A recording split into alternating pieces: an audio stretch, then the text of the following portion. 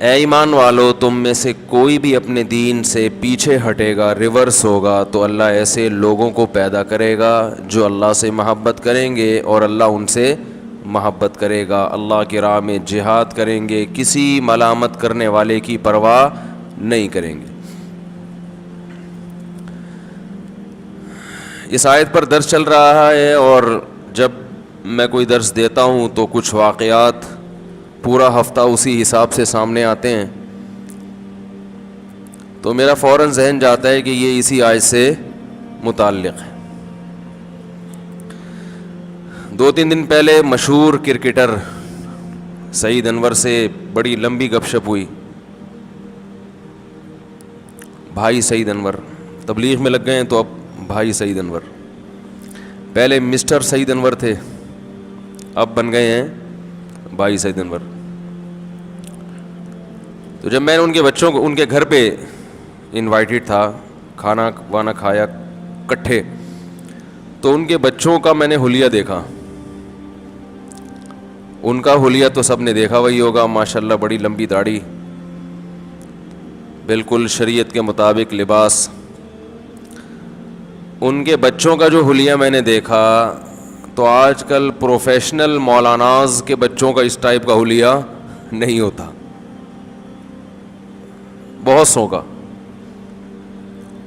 ماشاءاللہ دیکھ کے خوشی ہوئی، ایسا لگ رہا تھا کسی کٹر قسم کے مولوی کے بچے ہیں، مدرسے کے بچے ہیں، لگ ہی نہیں رہا تھا کہ یہ کسی سابق کھلاڑی کے بچے ہیں۔ آپ بھی تھے نا، گواہ بھی موجود ہیں۔ تو اس وقت مجھے یہ بات ذہن میں آئی، قرآن کی یہ آیت کہ تم اگر دین سے پیچھے ہٹو گے تو اللہ ایسے لوگوں کو پیدا کرے گا جو اللہ سے محبت کریں گے اور اللہ ان سے محبت کرے گا۔ وَلَا يَخَافُونَ لَوْمَةَ لَائِمٍ، وہ کسی کی پرواہ نہیں کریں گے۔ اب دیکھو یہ جو ڈریس ہے نا، ٹوپی اور شلوار ٹخنے سے اوپر، ٹھیک ہے ٹوپی کوئی اسلام میں ضروری نہیں ہے، لیکن بہرحال ایک مسلمان کا لباس ہمیشہ سے یہ رہا ہے کہ وہ سر کو ڈھانپ کے رکھتا ہے، تبھی لوگ نماز میں سر ڈھانپ لیتے ہیں کہ چلو نماز سے باہر نہیں پہن سکتے، بالوں کی سیٹنگ خراب ہوتی ہے، تو کم از کم نماز میں تو تھوڑا سا ایسا ڈریس پہنے جو اسلام کے ذرا قریب ہے۔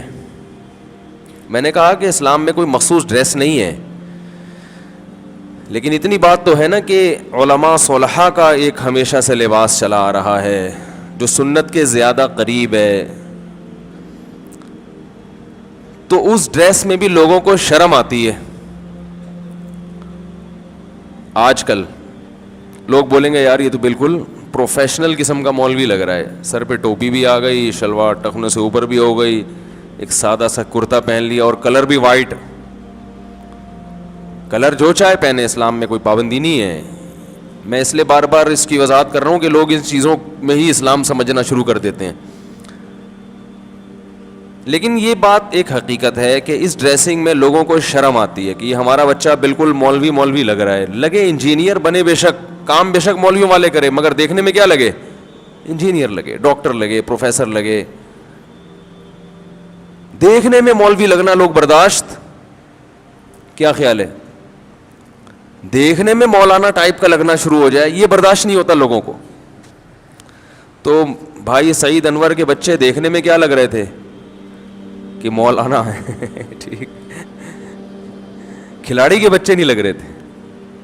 تو میں نے کہا وَلَا يَخَافُونَ لَوْمَةَ لَائِمٍ، ڈریسنگ بھی چینج کر لی، کسی ملامت کرنے والے کی پرواہ نہیں ہے۔ لوگ کہتے ہیں بھائی ماڈرن ذرا دیکھنے میں لگیں آپ۔ جناب ڈاکٹر ذاکر نائک سے جب ہماری ملاقات ہوئی، ان کی ایک ڈریسنگ تو وہ ہے جو ٹیلی ویژن کی اسکرین پر ہوتی ہے، لیکن ایک ڈریسنگ ان کی وہ ہے جو گھر میں ہوتی ہے یا نمازوں کے وقت پہ جو عام طور پہ وہ جاتے ہیں، وہ بالکل وہی ڈریسنگ ہے جس کا آج کل مذاق اڑایا جاتا ہے۔ میں جب ان کے گھر گیا ملنے کے لیے، اللہ تعالیٰ ان کی عمر میں برکت دے، تو وہی ڈریس تھا ان کا جس پہ لوگ تنقید کرتے ہیں، آدھی پنڈلی تک ان کی شلوار تھی۔ ہمیں لوگ تانے دیتے ہیں کہ یہ فنڈامنٹلسٹ قسم کے مولوی ہیں، شلواریں ٹخنوں سے اوپر رکھتے ہیں، ایسا ہونا چاہیے جیسے ڈاکٹر ذاکر نائک ہے۔ تو بھائی ڈاکٹر ذاکر نائک صاحب کا آپ اصل حلیہ دیکھ لیں تو وہ بھی اس حدیث کو فالو کرتے ہیں. رسول اللہ صلی اللہ علیہ وسلم نے ارشاد فرمایا کہ ان ثلاث لا یکلمہم اللہ یوم القیامہ ولا ینظر الیہم ولا یزکیہم. اور ان تین لوگوں میں آپ صلی اللہ علیہ وسلم نے المسبل ازارہ کا بھی ذکر کیا, جو اپنے ازار کو نیچے کھینچتے ہیں.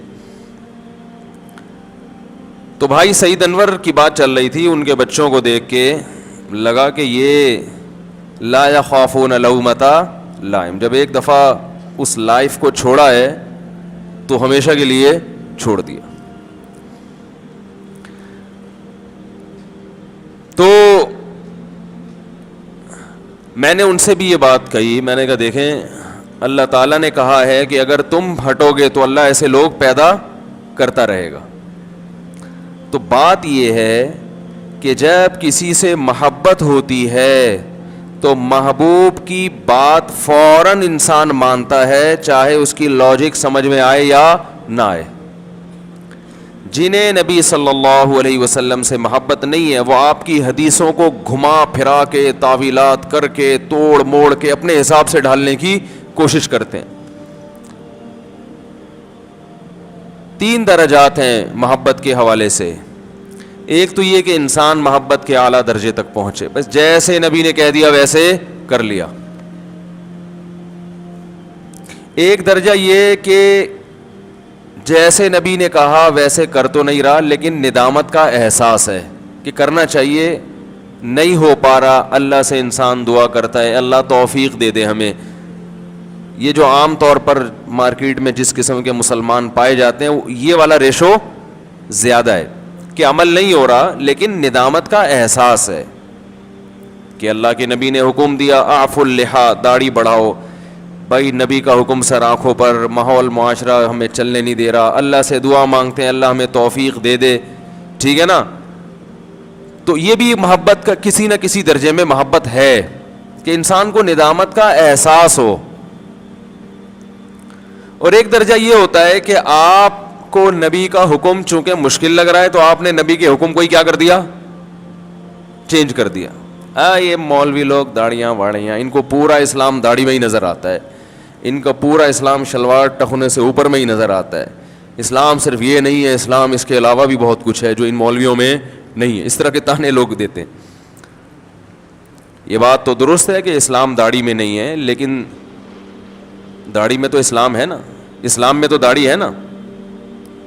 پورا اسلام یقیناً داڑھی میں نہیں ہے, لیکن پورے اسلام میں ایک حکم بولے بھائی داڑھی بھی ہے. تو ہم یہ نہیں کہتے کہ جس نے داڑھی رکھ لی تو بس وہ پکا مسلمان بن گیا, وہ جو مرضی کرتا رہے, یہ قطعاً ہم نہیں کہتے. لیکن ہم یہ کہتے ہیں کہ جس نے داڑھی رکھ لی اس نے اسلام کے ایک بڑے حکم پر عمل کر لیا.